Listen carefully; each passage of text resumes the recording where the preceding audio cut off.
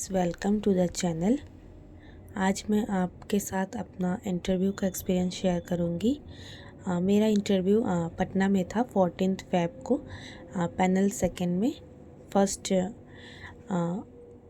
जो स्लॉट थी उसमें नहीं था हमारा, सेकंड स्लॉट में था हमारा 1 PM की जो टाइमिंग थी रिपोर्टिंग की। और मैंने अपना इंटरव्यू हिंदी में ही दिया है। ऐसे भी वो क्वेश्चन डायरेक्टली हिंदी में ही कर रहे थे, तो ऐसा चेंज करने का कोई टाइम नहीं मिला। उन्होंने स्टार्टिंग ही मुझसे हिंदी में ही किया, तो मैं अपना एक्सपीरियंस आपसे शेयर कर रही हूँ। जैसे मेरा नंबर जो था वो 17th या 16th 17th था शायद। तो उसके बाद मेरी एंट्री होती है। मेरे पहले एक मेल थे, उनकी होने के बाद जस्ट हमें बाहर खड़ा रहना होता है गेट के बाहर। जैसे ही बेल बजती है हम अंदर जाते हैं। तो मैं अंदर गई तो चेयरमैन सर थे, उन्होंने मुझे मैंने सबको विश किया, गुड आफ्टरनून मैम। फिर मैंने सारे सर को विश किया।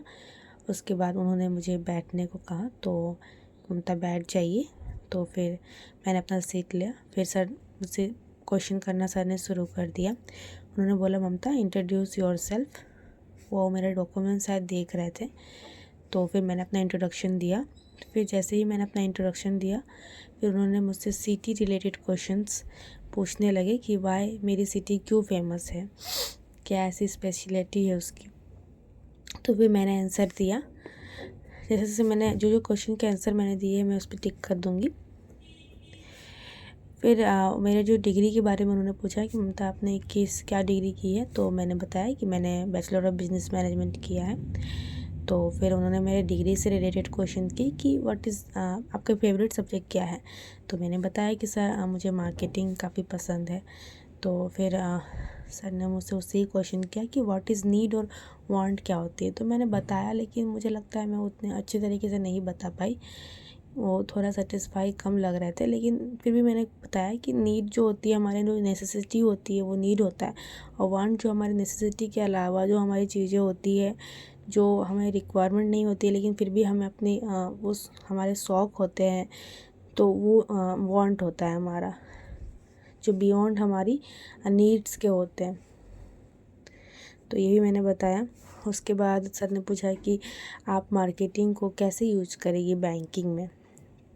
तो मैंने ये बताया था, हाँ ये वो इससे सेटिस्फाई थे। मैंने बताया कि एडवर्टीज़मेंट जो भी मैंने पढ़ा है वो मैं यहाँ पे यूज़ करूँगी, कैसे एडवर्टीज़मेंट क्या आता है, कैसे गुड्स को प्रमोट करते हैं। वैसे ही हम बैंक भी हमारा एक बिज़नेस है, और इस सभी का यूज़ करके मैं बैंक में भी बिज़नेस लाऊँगी। तो वो काफ़ी सेटिस्फाई थे इस आंसर से मेरे। फिर उन्होंने पास कर दिया नंबर 2 को। तो उन्होंने पूछा, ममता आपकी जगह के कुछ फेमस प्लेसेस बताइए। तो फिर मैंने बताया। फिर मैंने एक जगह छोड़ दी थी, तो उन्होंने हिंट दिया, तो मैंने वो भी बता दिया। तो बोले हाँ हाँ हाँ यही मैं पूछना चाह रहा था।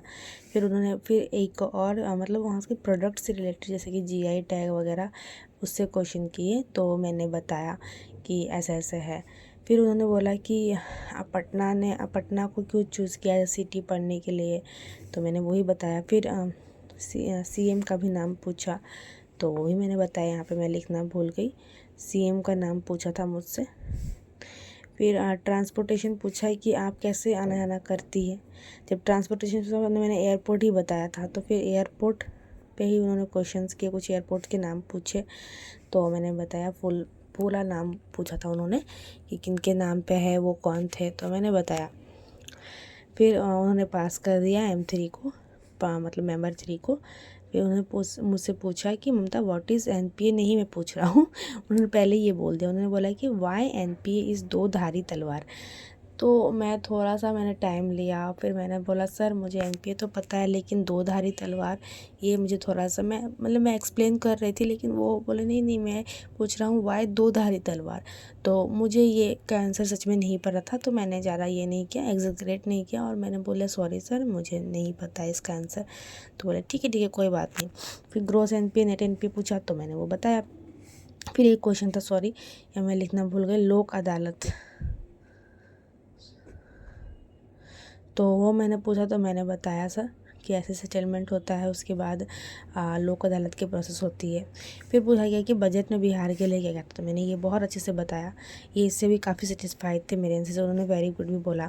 फिर एक क्वेश्चन आया घोस्ट एनपीए, मुझे ये नहीं पता था, मुझे थोड़ा सा मैंने हिंट मुझे मिल रहा था, लेकिन मैंने सोचा कि इतना मतलब बना के बोलने की कोशिश नहीं करनी चाहिए। अगर आपको नहीं पता है आप डायरेक्टली बोल दो सर मुझे नहीं पता है, विद ए स्माइल, वो कुछ भी माइंड नहीं करेंगे। तो मैंने बोल दिया, तो बोला कोई बात नहीं बेटा ठीक है। उसके बाद फिर M4 को उन्होंने पास किया, तो उन्होंने बोला नहीं नहीं कोई क्वेश्चन नहीं, आप जाओ आपका हो गया। फिर मैम को भी मैंने देखा तो बोला कोई क्वेश्चन नहीं है।